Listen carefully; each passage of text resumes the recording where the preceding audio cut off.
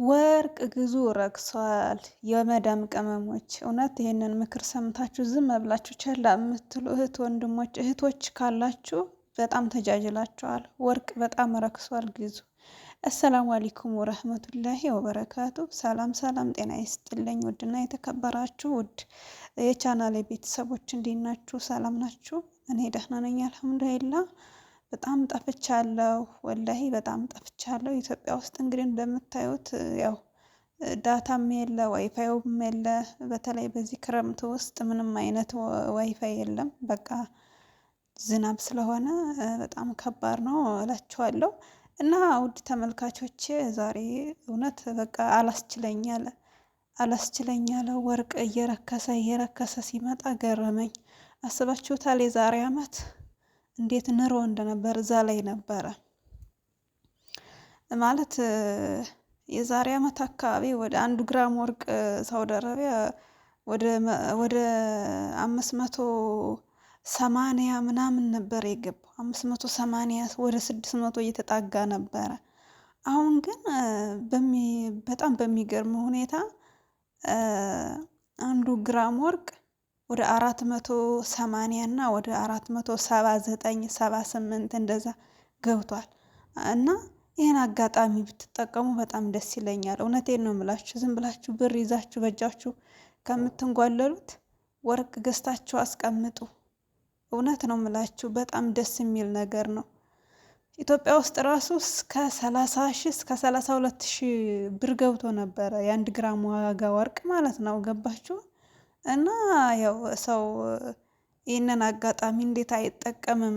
እንዴት ዝም ትላላችሁ ጋይስ? እና እየገዛችሁ ለበሱ፣ እየገዛችሁ አኑሩት። ለብር ማስቀመጫ ነው ማለት ቢቀመጥም አይጎዳም። ለኋላ ለችግር ይሆናል። ቤት ምናምን ገዝታችሁ ከሆነ በመቀጠል ወርቅ ብትገዙ የተሻለ ነው። እውነት ነው የምላችሁ። ወርቅ በጣም ለብዙ ነገር ይጠቅማል።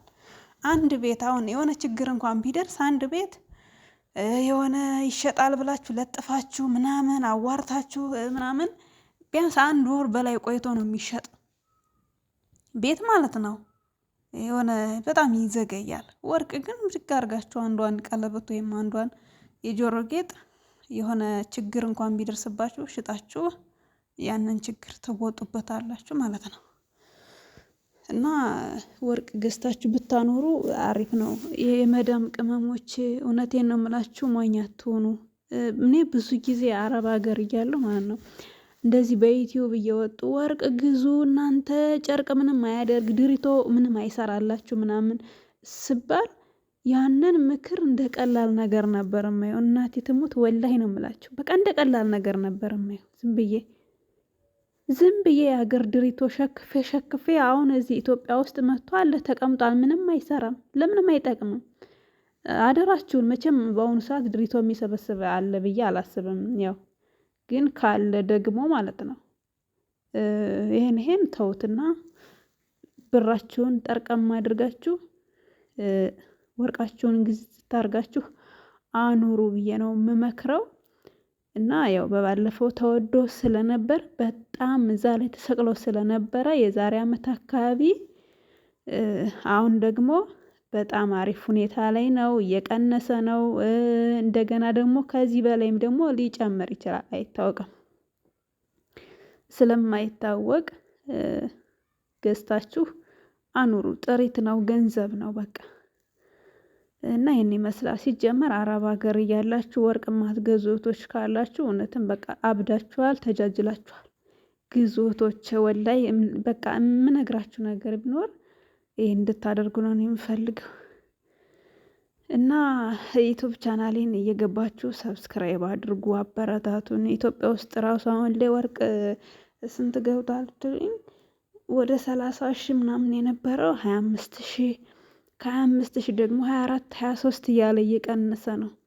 እና ኢትዮጵያ ውስጥ ራሱ ያላችሁ እህቶች ገንዘብ ካላችሁ ገዝታችሁ ብታኖሩ በጣም ይመረጣል፣ አሪፍ ነው። እውነት ነው የምላችሁ። ያው ኢትዮጵያ ውስጥ ብዙ ወርቅ ለመግዛት ትንሽ በቃ በጣም ጥንቃቄ ያስፈልጋል ማለት ያው ኢትዮጵያ ውስጥ ብዙም አይታመኑም እንደ ውጭው አይደለም። እውነት ለመናገር ግን ካላችሁ ገንዘብ ገዝታችሁ ጥሪት ነው አኑሩ ነው የምላችሁ። እና ውድ ተመልካቾቼ ካሁን በኋላ ላለመጥፋት እሞክራለሁ። ሁሌም እመጣለሁ። ወርቅ ግዙ። እውነት በቃ እኔ ዝም ማለት አላስችለኛል። በቃ እያንዳንዱን ነገር ሳየው ገበያውን ምናምን ቢስሚላህ እንዴት እንደዚህ ምናምን እኔ ምንም አላመንኩም ነበር ስነግራችሁ። በቃ ካሁን በኋላ ወርቅ የሚባል አንገዛም ምናምን በቃ የሚል በቃ አይምሮዬ ሁላ አስቤ ነበር። እና በጣም የሚገርም ነው። ያው ከዚህ በኋላም ደግሞ ሊቀንስም ሊጨምርም ይችላል አይታወቅም። ግን ይችን ሰዓት ብትጠቀሙባት አሪፍ ነው። ግዙ ግዙ እላችኋለሁ ውድ ተመልካቾቼ። የዛሬው ቪዲዮአችን ይህንን ይመስላል። በቀጣይ ደግሞ ኢንሻአላህ እመጣለሁ። ያው ኔትወርክ አልስተካከል እያለ ነው። በጣም ዝናብ አለ፣ መብራት ሁሉ ይጠፋል። ለዛ ነው የምጠፋው። ላለመጥፋት እሞክራለሁ ኢንሻአላህ። ሁሌም እመጣለሁ በተቻለኝ አቅም ማለት ነውና እናንተ ብዙ ነገር ታስተምራላችሁ፣ እዛ ሆናችሁ ብዙ ነገር ታስተላልፋላችሁ። እና ወርቅ ደግሞ መግዛት አለባችሁ። ይሄ እንደዚህ አይነት አጋጣሚ መጠቀም አለባችሁ። እውነቴን ነው የምላችሁ። ለፍታችሁና መከራያችሁን አይታችሁ ተሰቃይታችሁ ገዝታችሁ ድሪቶ መግዛት ምናምን አይደለም። የሆነ አንዳንድ ሰው እንኳን በባህር እየመጣ ተቀበይኝ እንደዚህ በይኝ እንደዚህ ምናምን እንዳይልሽ ወርቅሽን ገዝተሽ አስቀምጭ። በቃ እጅሽ ላይ ብር እንደውም ማስቀመጥ አያስፈልግም። ላንቺ ለተወሰነ ምናምን ካያዝሽ ይበቃሻል። በቃ የማንም ሰው እየመጣ እኔ ተቀበይኝ ነኝ እንደዚህ በይኝ ሲልሽ ብር ብድግ አድርገሽ ከመላክና ማንንም እየጎተትሽ ከማምጣት ወርቅሽን ገዝተሽ በእጅሽ አኑሪ። በቃ የለኝም ብለሽ አይምሮሽን ታሳምኘዋለሽ። በቃ እንደዛ ነው የምላችሁ። እሺ መቼም ይሄን ነገር ለእናንተ መናገር አይጠበቅብኝም። ልብስ እንዳትገዙ፣ ድሪቶ ምናምን አትጎትቱ። በቃ ወሳኝ ልብስ ገዝታችሁ ወደ ሀገር ስትመጡ እንደዛ አድርጉ ነው የምለው። ደህና ሁኑልኝ። በጣም ነው የምወዳችሁ ማከብራችሁ። ሰላም ሁኑልኝ። ቻው።